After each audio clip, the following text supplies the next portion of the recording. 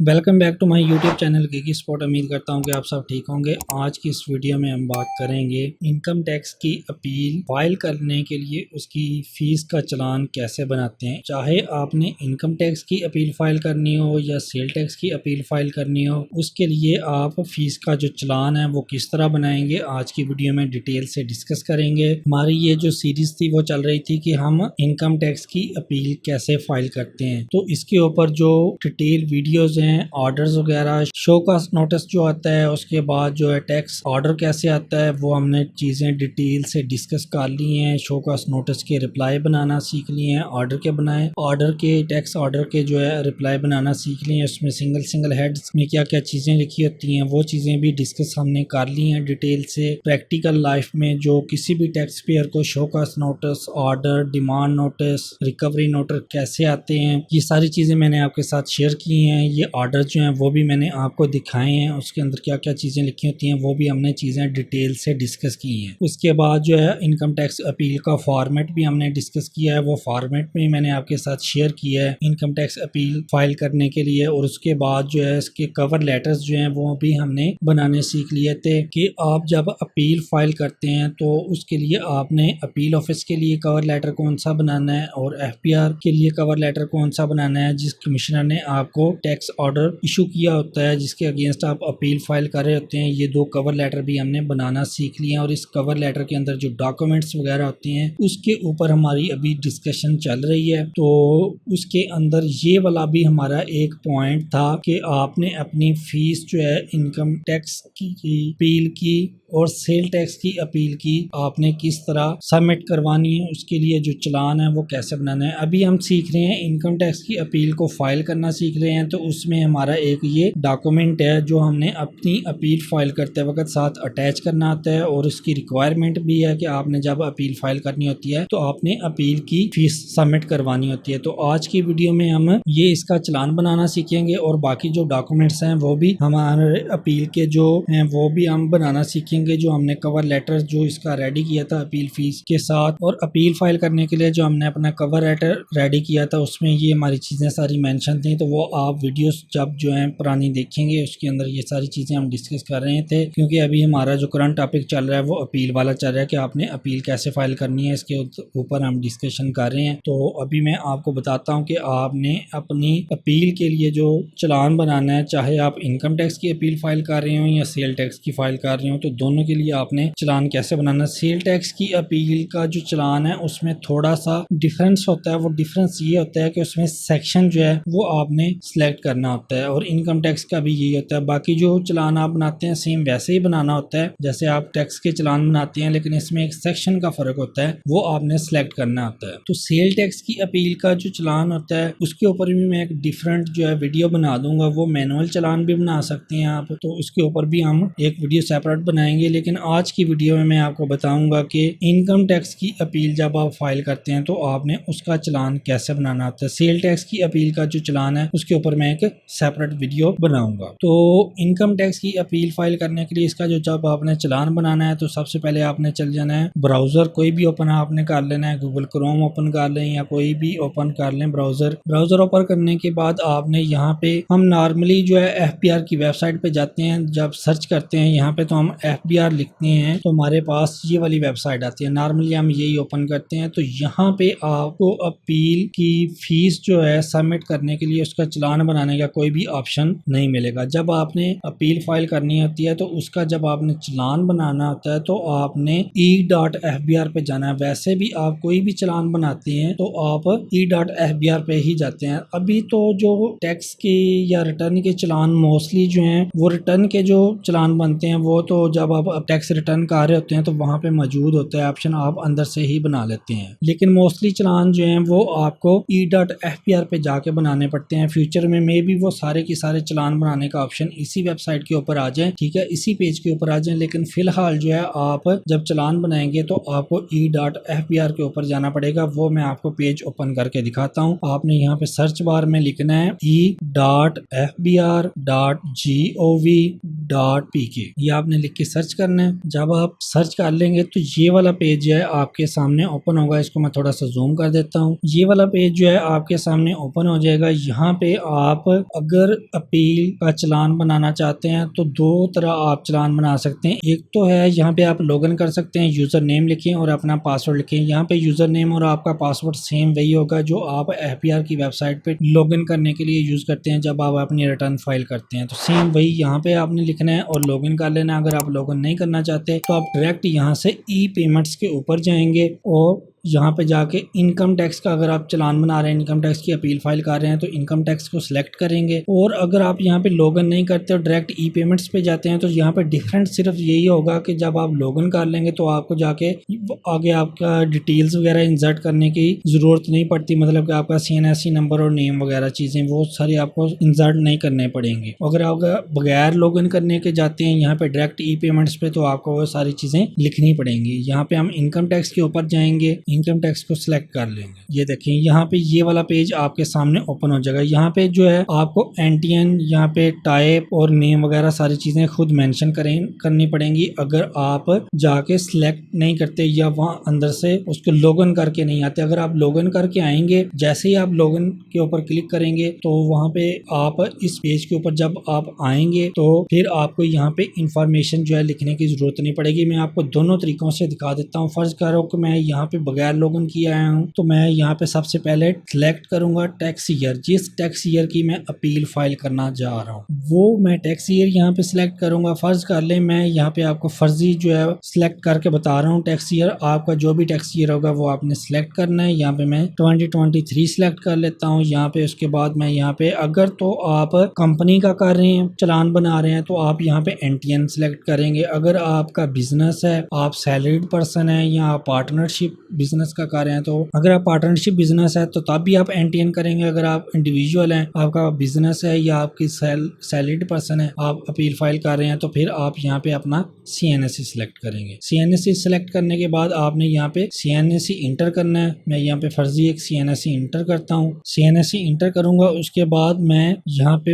एक जो है नेक्स्ट बटन प्रिंट करूंगा। उसके बाद आगे मेरा ऑटोमेटिकली नेम जो है वो पिक कर लेगा और एनटीएन भी नीचे पिक कर लेगा। ये मैंने हाइड किए हुए हैं जस्ट जो है क्लाइंट की इंफॉर्मेशन आपको शो ना हो। ये एक तरीकेकार है कि अगर जब आप वहां पे लॉगिन किए बगैर आते हैं, अगर आप लॉगिन किए करके आते हैं तो फिर क्या सीन होगा वो भी मैं आपके साथ शेयर कर देता हूँ। अब मैं आ गया हूँ दोबारा अपने पेज के ऊपर। अभी मैंने आपको बता दिया कि अगर आप लॉगिन किए बगैर जाते हैं तो आपने वो सारी इंफॉर्मेशन वहां पे इंसर्ट खुद करनी होती है। अगर आप लॉगिन करके जाते हैं तो फिर आपको इन चीजें इंसर्ट करने की जरूरत नहीं पड़ती। मैं यहाँ पे लॉगिन करता हूँ। जब आप अपनी इंफॉर्मेशन जो है इंसर्ट करेंगे, यूजर नेम और आईडी जो आप इंसर्ट करेंगे और लॉगिन के ऊपर प्रेस करेंगे तो आपके पास ये वाला जो है पेज ओपन होगा। यहाँ पे आपने किसी किस्म की जो है चेंजेस नहीं करनी। जस्ट आपने यहाँ पे लिखा हुआ है स्किप दिस, इसके ऊपर आपने क्लिक करना है। किसी किस्म की आपने चेंजेस नहीं करनी, जस्ट आपने ये स्किप दिस के ऊपर क्लिक कर देना है। ये पेज आपके पास आ जाएगा और ऊपर जो है पेज स्क्रॉलिंग आ जाएगी। थोड़ा सा वेट लेगा, आपने किसी किस्म की टेंशन नहीं लेनी। ये प्रोसेस है, ये चलेगा 1 या 2-5 सेकंड चलता है, 5 से 10 सेकंड ये वाला प्रोसेस चलेगा। उसके बाद नेक्स्ट पेज जो है आपका ओपन हो जाएगा। नेक्स्ट जो पेज है ये वाला आपको शो होगा। तो उसके बाद आपने जब चालान बनाना है तो सबसे पहले आपने जाना है ई पेमेंट्स में। ई पेमेंट्स में आपने यहाँ पे जाना है क्रिएट पेमेंट में। क्रिएट पेमेंट के बाद आपने जाना है इनकम टैक्स में। क्योंकि हम इनकम टैक्स की अपील फाइल कर रहे हैं तो उसी का चालान बनाएंगे तो आपने इनकम टैक्स को सिलेक्ट करना है। सेल टैक्स की अगर आप अपील फाइल कर रहे हैं तो आपने सेल टैक्स के ऊपर जाना है। सेल टैक्स का चालान कैसे बनता है वो उसके ऊपर मैं एक सेपरेट वीडियो बनाऊंगा। तो इनकम टैक्स को आपने सिलेक्ट कर लेना है। उसके बाद सेम हम वही पेज पे आ गए हैं जैसा कि मैंने आपके साथ पहले भी शेयर किया है कि जब आप बगैर लॉगिन किए आते हैं तो यहाँ पे आपको इंफॉर्मेशन जो है ऑलरेडी सिलेक्ट हुई नजर आ जाएगी। यहाँ पे आपका नेम भी आ रहा है, अगर आपका एनटीएन या CNSE नंबर भी शो हो रहा होगा। तो मैंने यहाँ से हाइड किया हुआ है। तो उसके बाद जो है आपने यहाँ पे टैक्स ईयर को सिलेक्ट करना है। टैक्स ईयर को सिलेक्ट करना है जिस टैक्स ईयर की आप अपील फाइल कर रहे हैं। मैं भी आपको प्रैक्टिस करवा रहा हूँ तो मैं एक फर्जी टैक्स ईयर सिलेक्ट कर लेता हूँ। फर्ज करें कि हम 2023 की या 2024 कर लेते हैं कि उसकी अपील फाइल कर रहे हैं। यहाँ पे आपका एनटीएन नेम और बिजनेस नेम अगर आपका है तो वो ऑटोमेटिकली खुद ही सिलेक्ट हो जाएगा क्योंकि आपने लॉगिन किया होगा। उसके बाद आपने नीचे आ जाना है। यहाँ पे लिखा हुआ है डायरेक्ट टैक्सेस पेमेंट वाली जो हेडिंग है इसके नीचे लिखा हुआ है tax payment nature. Tax payment nature के आगे जो बॉक्स है इसमें से आपने सिलेक्ट करना है, जहाँ पे लिखा हुआ है सिलेक्ट टैक्स पेमेंट नेचर, इसको आपने क्लिक करना है और यहाँ से आपने ये जो पॉइंट है मिसलेनियस, इसके ऊपर आपने क्लिक करना है। इसके अलावा किसी को भी आपने सिलेक्ट नहीं करना, जस्ट आपने इसको करना है मिसलेनियस के ऊपर सिलेक्ट करेंगे तो पेज एक दफा रिफ्रेश होगा और आपकी जो इंफॉर्मेशन है वो नीचे सारी शो हो जाएगी। यहाँ पे आपका एनटीएम भी आ रहा होगा, नेम वगैरह, और टैक्स पेयर एड्रेस आ रहा होगा। यहाँ पे रजिस्ट्रेशन नंबर वगैरह भी सारी चीजें आपकी नजर आ रही होंगी जब आप इसको लॉगिन करेंगे। अगर आप लॉगिन करके नहीं भी आएंगे, बगैर लॉगिन करके आएंगे, तब जब आप ऊपर अपना ये एनटीएन वगैरह सिलेक्ट करके आ जाएंगे तो यहाँ पे मिसलेनियस करेंगे तो वो आपकी इंफॉर्मेशन खुद ब खुद पिक कर लेगा रिकॉर्ड में से। आपका एनटीएन भी यहाँ पे लिखा नजर आ जाएगा, रजिस्ट्रेशन नंबर, नेम और एड्रेस वगैरह और बिजनेस नेम, हर चीज वो पिक कर लेगा रिकॉर्ड में से एफबीआर के। ये सारी चीजें आ जाएंगी। तो यहाँ पे मिसलेनियस टैक्स पेमेंट नेचर जो है वहां से आपने मिसलेनियस को सिलेक्ट करना है। उसके बाद यहाँ पे नीचे आ जाता है tax payment section. Tax payment section के आगे सिलेक्ट लिखा हुआ है, इसको आपने क्लिक करना है और यहाँ से आपने सिलेक्ट करना है ये वाला 127 सब सेक्शन 4, ये वाला आपने सिलेक्ट करना है। इसके आगे लिखा हुआ है कि 127 sub section 4 prescribed fee for filing of appeal under section 127 sub section 4। ये जो अपील का सेक्शन है 127 सब सेक्शन 4 है, ये आप जाके रीड भी कर सकते हैं इनकम टैक्स ऑर्डिनेंस से। ये वाला सिलेक्ट करना है कि जब आपने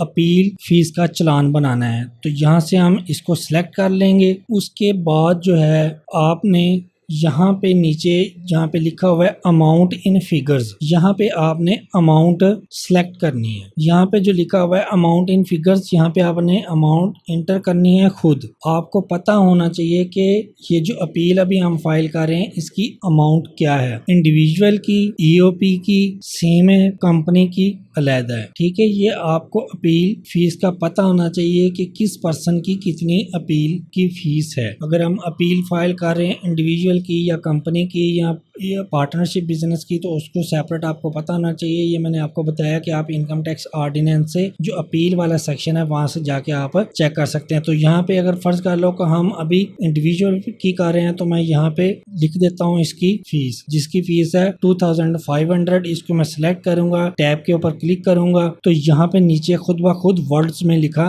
नजर आ जाएगा। ये देखें, ये नीचे खुद ब खुद उन्होंने लिख दिया है 2500 रुपीज एंड नो पैसा ओनली। उसके बाद नीचे यहाँ पे फिर आ जाता है मोड ऑफ पेमेंट जो है यहाँ पे एडीसी पेमेंट है, ये आपने सेलेक्ट करना है। अगर आपके पास कोई और ऑप्शंस भी आ रहे हो तो वो आपने सेलेक्ट नहीं करना है, जस्ट आपने एडीसी पेमेंट जो है ई पेमेंट सेलेक्ट करना है। इसको सेलेक्ट करने का फायदा ये होगा कि ये जब चलान बन के आपके पास आ जाएगा तो आप इसको जैज कैश के जरिए, इजी पैसा के जरिए या किसी भी बैंक एप्लीकेशन के जरिए आसानी से पे कर सकते हैं। आपको बैंक में जाने की जरूरत नहीं है। तो यहाँ पे आपने दोबारा सेम वही अमाउंट लिखनी है जो ऊपर लिखी है। उसके बाद यहाँ पे नीचे ईमेल एड्रेस आपका ऑटोमेटिकली वो रिकॉर्ड में से उठा लेगा। अगर नहीं उठाता तो आपने यहाँ पे अपना ईमेल एड्रेस लिख देना है। उसके बाद यहाँ पे आपने क्रिएट के ऊपर क्लिक कर देना है। अभी मैं ये चालान नहीं बना रहा, जस्ट आपको बता रहा हूँ कि आपने कैसे चालान बनाना है। क्रिएट के ऊपर आपने क्लिक करना है तो वो पेज को रिफ्रेश करके एक दफ़ा आपसे सारी चीज़ें कंफर्म करेगा कि हाँ जी ये आपका चालान हम बना दें, क्रिएट कर दें। तो आपने दोबारा एक दफ़ा फिर क्रिएट के ऊपर क्लिक कर देना है। तो ये जब आप फर्स्ट टाइम क्रिएट के ऊपर क्लिक करेंगे तो थोड़ा सा वो वेट लेता है पेज को, ठीक है, कि नया पेज जो आता है जिसके ऊपर ये सारी चीज़ें लिखी होती हैं, कंफर्मेशन या सेम यही पेज रहता है। तो आपने टेंशन नहीं लेनी, थोड़ा सा वेट कर लेना है। ये थोड़ा सा ब्लर हो जाएगा क्रिएट